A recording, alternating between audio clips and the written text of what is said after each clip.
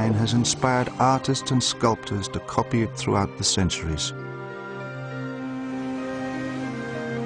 The Pharos, a lighthouse, was the world's first skyscraper, standing over 400 feet high. How were the ancients able to build so high without modern equipment? The Pharos blasted its golden light 50 miles out to sea. What mechanism could cast a beam so far?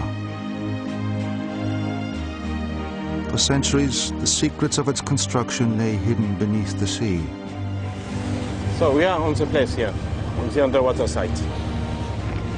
Now, a marine archaeologist and his team are recovering its remains from the sea floor to discover how the Pharos once stood. The 7 ancient wonders created the building technologies of today. It was the invention of the crane by the ancients that enabled them, and now us, to lift heavy weights high onto a building. The ancients dared to build high. Until little more than a century ago, the Great Pyramid remained the tallest structure on Earth. Only with modern engineering have we mastered the technology to build higher, giving rise to our finest skyscrapers, and even buildings made out of glass. One thing I learned to respect the Egyptians is the proportion of that pyramid.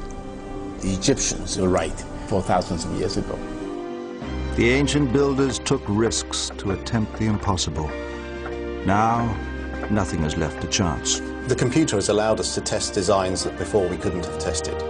And that's given us the confidence to actually proceed with these designs and be daring. A good example of an early use of the computer was Sydney Opera House, which was a very unusual structure.